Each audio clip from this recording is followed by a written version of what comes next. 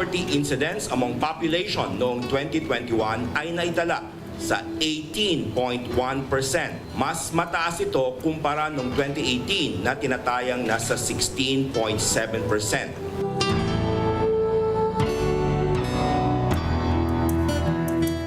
We take this 2021 poverty statistics as our baseline.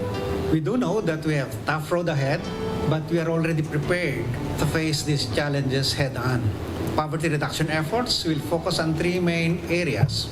1, full reopening of the economy. 2, more investment in human capital, social development, and social protection. And 3, transformation of the production sectors to generate more and quality jobs and competitive products.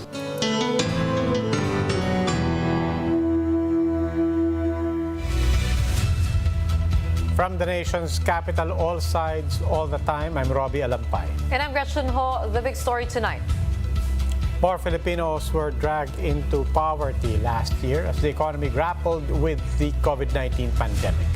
To address the growing poverty rate, the government says it will be focusing on creating more jobs and boosting economic recovery.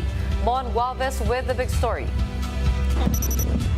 Joy tries to make ends meet by scavenging. She takes home around 300 pesos a day. They originally lived in Bagong Silang in Caloocan but chose to stay in Quezon City. She also tried other jobs but got laid off because of the pandemic.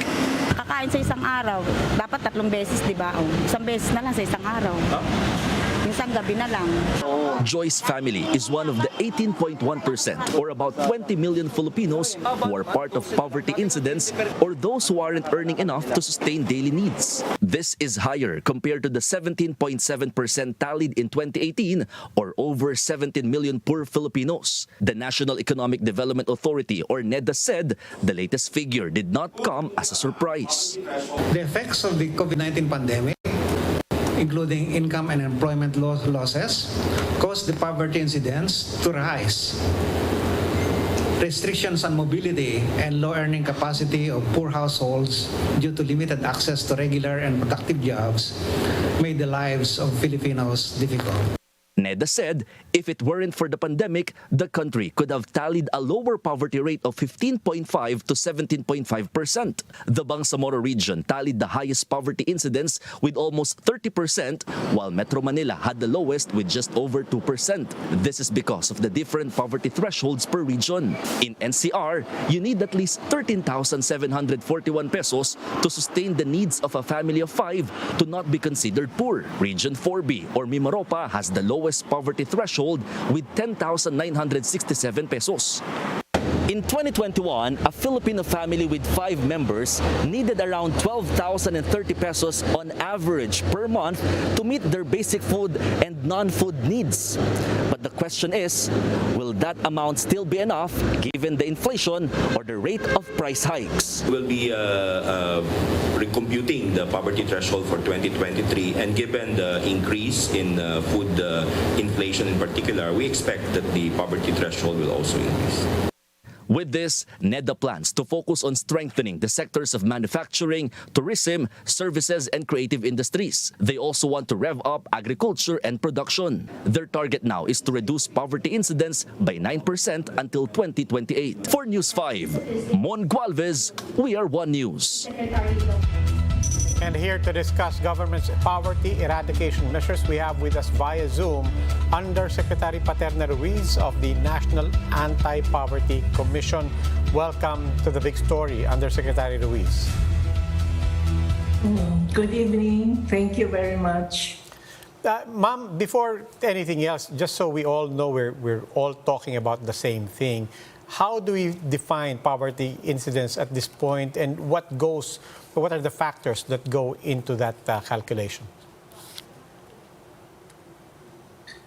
Well, after the pandemic, the rise and peak of the pandemic, our poverty, meaning to say that the deprivation of the poor people of the 10 basic needs, because our economy was really affected during the pandemic. And it goes only to show that we have to strengthen our backbone of our economy, and that is agricultural development. And second is we have to the development of the economy should reach to the rural areas, not only to urban and town centers. And we have the importation of the emergency goods reflected that we have really something is lacking with our economic development.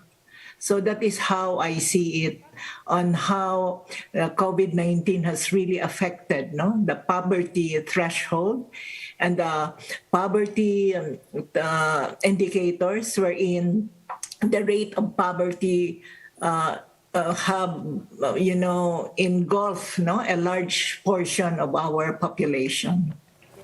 Ma'am, given what has happened in the past 2 to almost 3 years, I mean, these numbers are kind of expected, but what are our plans in the short term and in the long term to be able to aid those who lost their jobs during the pandemic, as well as to be able to reach the 9% target until 2028?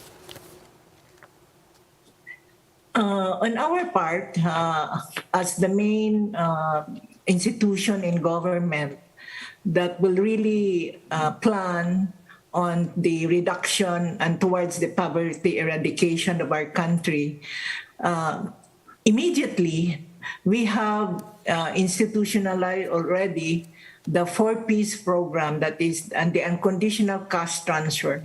No, we have to do this in order to tie us over. No, with zero or nothing, we should help the poor in that, and it could be a baseline wherein they can start some small economic activities. The second is we have to control the rise of food prices. No, because accessibility is an important part of the intervention. Our poor people should have access to food. And the third is we have to increase, no? We have to strengthen our agricultural economy, the restructuring of our priorities in economic development. It should not be urban-centered. It should distribute to rural areas wherein there will be a dynamic relationship between all sectors, no? From the rural areas and in the urban areas, strengthen our economic value chain. And I think that is the strategy, no? In the long term. Ma'am, it was reported that the poverty threshold for this particular report is now at a little more than 12,000 pesos. This is for a household, a family of up to 5. What does the 12,030 pesos actually mean? What does it stand for in terms of the basic needs that we assume are being met at that level? That is really low. That is why we call it poverty threshold. No, it is a threshold wherein, no, if you start earning like 12, that you are in danger in going down. No, and that is also your plan on how to go up. How can we survive? No, for the rural areas, no, the 12,000 is good enough. No, because the cost of living is very low. The big challenge is in our urban areas, no, on how they will survive, especially that you have to rent, to buy electricity, to the house, the rent of the houses, then the food, children going to school. In the rural areas, you have just to walk. Here, you just have to ride. And so there will be really a difference. So the challenge is more in the urban areas. That is how I think, no? But, no, let us not be complacent on that, no? We have to increase income, no? Since our poverty is being measured on the poverty threshold, when we are on a cash economy, let poverty reduction initiative should have that perspective in our poverty initiatives. Yusek, you mentioned urban areas. Speaking of that, NCR has the lowest poverty incidence, while BARM or BARMM has the highest poverty incidence. But with that comparison, we can't forget how BARM also had the sharpest decline in terms of poverty incidence. What are some learnings there, opportunities that you've seen that we can possibly apply in other rural areas? The BARM area, as we have observed, is that the problem of conflict, no? And during the PRRD administration, the challenge on conflict management has really gone down. So in terms of economic production, we have to strengthen that, have to initiate how the economy of the BARM territory will help in the reduction of our poverty. For the urban, like Metro Manila, the threshold is different. It is because cash is always there. So, meaning to say that for me, the greatest challenge for me in order to survive is in the urban areas. But we have to ensure that the basic sectors in our rehabilitation at this moment should be upscaling in their role in the economic development of the rural areas. Investors are also needed. Capital is needed. Technology is needed. If we want mechanization, we have to put it in the countryside for increase in our food production. So the right track of the Department of Agriculture in terms of boosting agricultural development, production, the marketing, and everything in the value chain, we are going in the right track. And some other rural areas, especially that our basic sectors are living in the rural areas, and these areas, the sectors, the bulk of our population are in there. So we have to, and I appreciate very much the strategies now and the many new programs that the Department of Agriculture has been planning to initiate the dynamics of our economic development based on the fundamental food sufficiency. Never will be like developed if our country, or our countrymen are hungry. So we have to seek and achieve the goal on food sufficiency. All right, maraming salamat po. Oo. Yusek Paterna Ruiz of the National Anti-Poverty Commission, looking forward definitely to more development in our rural areas. Well, a family of 5 is considered poor if their income falls below the poverty threshold of 12,030 pesos per month. We would like to hear your thoughts on that, so join us in the conversation. Our big question tonight, how much does a family of 5 need to earn to meet basic needs? Share your thoughts on our Facebook and YouTube live stream or post a tweet with the hashtag #TheBigStory. We'll be showing some of your comments later on in the program. Naniniwala ka ba ng 12,000? Hindi, I mean, even the NAPSI and our economic managers do acknowledge that's very low. At this point, and kanina nabanggit din ng PSA managers, di ba, that they have to recalculate that. But that's always a sticking point for a lot of the people and the public, certainly. I don't think anybody has ever been happy with any level that we set by government. So whatever it is, it sets a baseline, certainly for improvement. That's an understatement. But clearly, 12,000 is not enough for a family. Kinumpute ko kanina, 80 pesos per person per day yun for 30 days.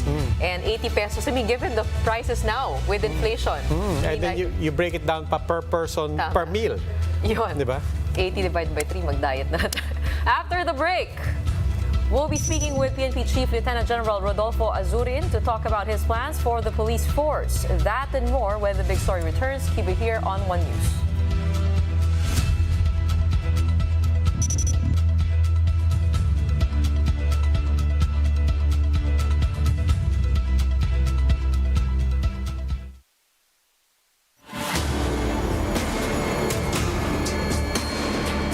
A key sector in our transformation plans is that of energy. Another fundamental requirement for growth and increased employment will be the availability of cheap, reliable energy.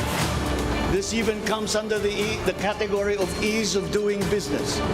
If we are to attract investors, both local and foreign, to set up shop here in the Philippines. At present, our demand for energy far exceeds our reliable supply. We must increase the level of energy production. We must look at every possible option that would be appropriate for the Philippine situation.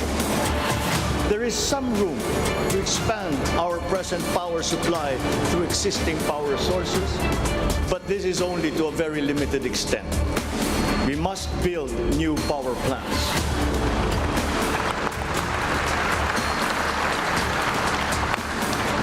We must take advantage of all the best technology that is now available, especially in the areas of renewable energy.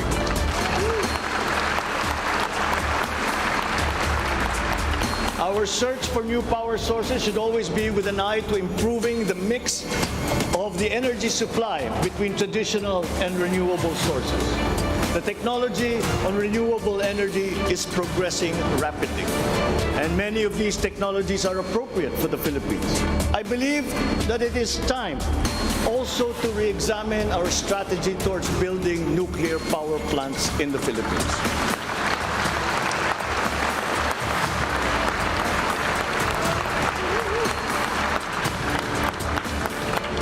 We will comply, of course, with the International Atomic Energy Agency regulations for nuclear power plants as they have been strengthened after Fukushima.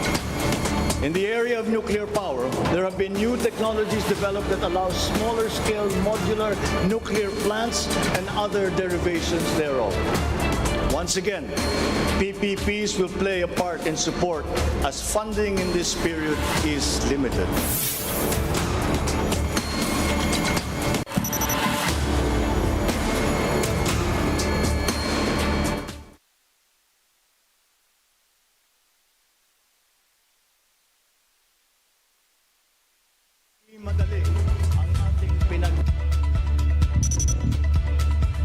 You're watching The Big Story here on One News.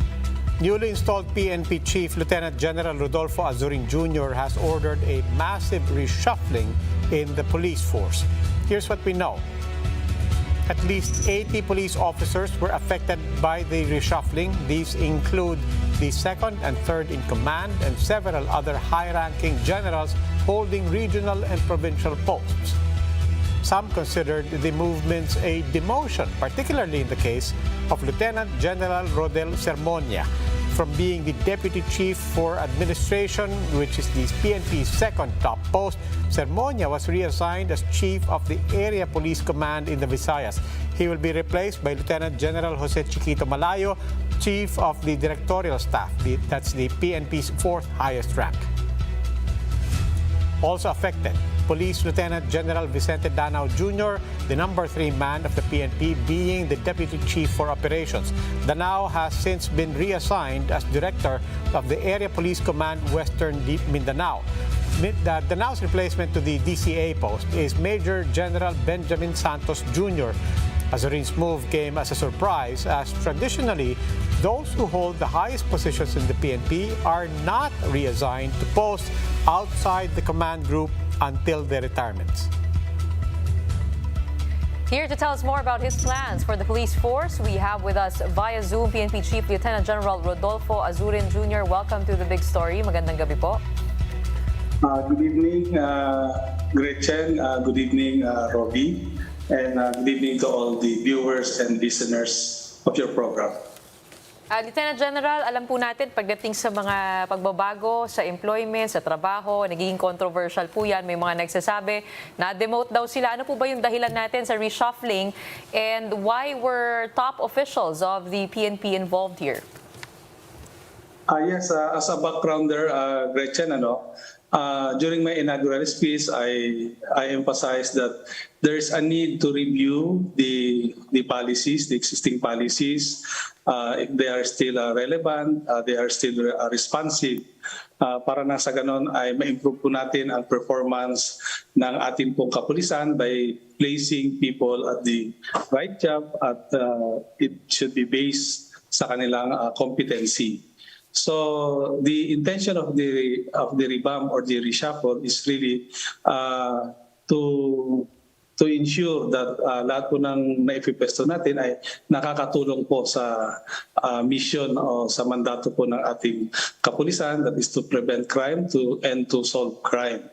So in the case po dun sa aking top 2 na sinasabi po natin na the DCA and the DCO, napag-alaman po natin na yun pong appointment po pala ng DCA and DCO should be ang appointing authority po doon ay yung ating pong presidente. And looking back po since 2010, we reviewed po yung mga appointment ng mga past DCA and DCO, and parang hindi ko kasi na-observe yung provision ng Section 25 under Republic Act 6975 as amended by Republic Act 8551 and further amended by Republic Act 9708.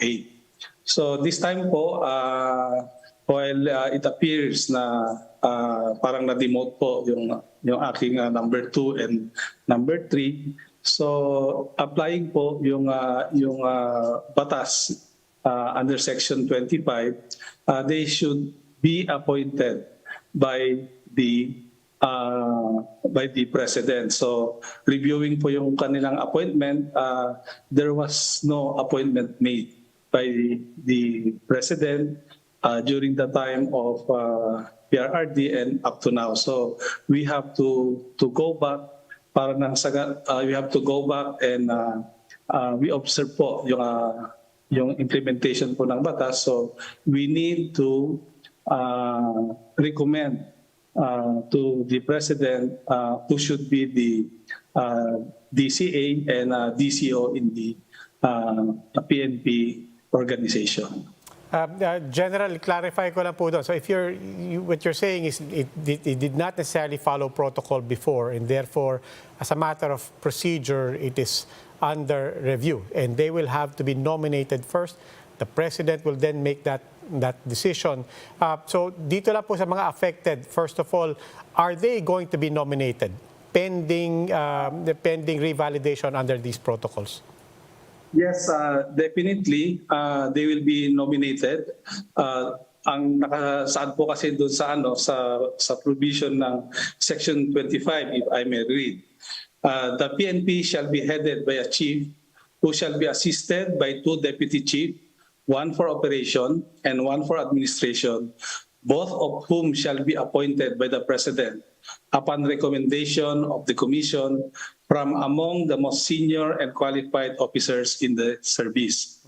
So dito po makikita po natin na from among the qualified senior officers in the police service, part po ng provision dyan ay at least meron pa siyang 1 year in the service. So definitely po, General Sermonia will be recommended doon po sa previous position niya, and at least 2 others po. Ganon din po yung sa position ng DCO. If former DCO, Police Lieutenant General Vicente Danao, will still be qualified, he will also be nominated. This time po, susundin po natin kung ano po ang nakasaad doon sa batas. General, malinaw naman po yung pagkaka-explica nyo at saka pagkakabasa nyo ng policy at saka ng batas. But we also know that it has also happened that notwithstanding laws and policies, there are also traditions. I just want to be clear because I really don't have any institutional memory of it. But with regards to this DCA and DCO that are affected and the other people affected by this reshuffle, were they appointed, was their appointments outside of the policy an outlier? or were they in fact just basically the latest in a line of how it's traditionally been done over the past years and the past administrations? Robbie, ito nga yung medyo konting sabihin natin na irony because sabi ko nga kanina from 2010, so it has been the appointment of DCA and DCO has been traditionally done. So this time, siguro it's about high time that we should follow kung ano yung naka-state po sa batas because we cannot keep on doing what is wrong in the past, but rather we should move forward. Susundan po natin yung nakasaad sa batas so that later on makikita rin naman po natin yung security of tenure ng ating mga incoming DCA and DCO. General, one last question na lang po. I mean, what is the benefit, apart from following the law for the sake of following the law, what is the benefit of, as you say, moving away from tradition and just doing it the way the law says it should be done? And for that matter also, ano po yung downside doon sa going by tradition? Lalo na kung nakasanayan na, what was the downside there? I think in rectifying po yung previous na nakasanayan na po, nakasaad po doon na it's only the President who has the power to appoint the DCA and DCO. Yun po yung advantage nun. Binibigay po natin yung entitlement ng ating kasalukuyang Pangulo na si President Ferdinand Romualdez Marcos Jr. na siya lamang po yung appointing authority. The Chief PNP is only recommendatory through the endorsement of the NAPOLCOM so that hindi na ho mauulit itong mga previous practices na hindi naman pala dapat na nangyayari yun. So this is between the traditional or the previous practices that are being observed versus yun pong kung ano po yung nakasaad sa batas. So this time po we need to go back po doon sa kung ano po yung nakasaad sa batas para mako-correct na po natin yung mga previous mistakes, yung mga misgivings or shortcomings na we thought or the past leadership thought that they are doing it right. Okay, maraming salamat po, National Police Chief Lieutenant General Rodolfo Azurin Jr. And we will pause for a short break. Keep it here on One News.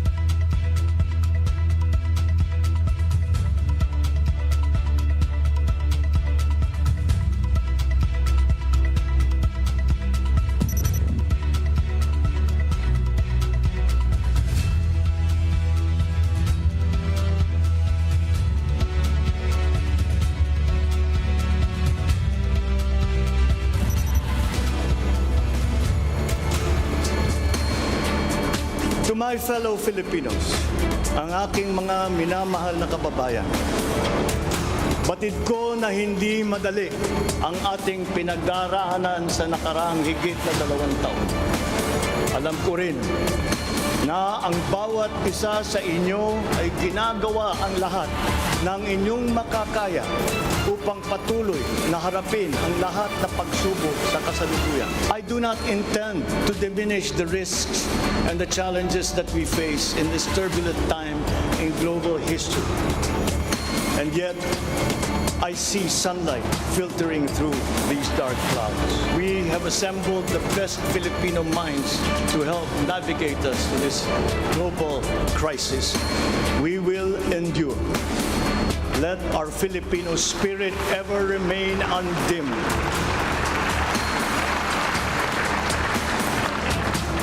I know this.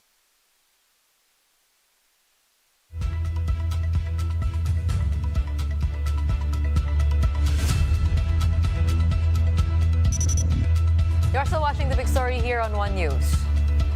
Creamline Co-Smashers swept King Whale Taipei to claim the PBL Invitational Conference title on Sunday.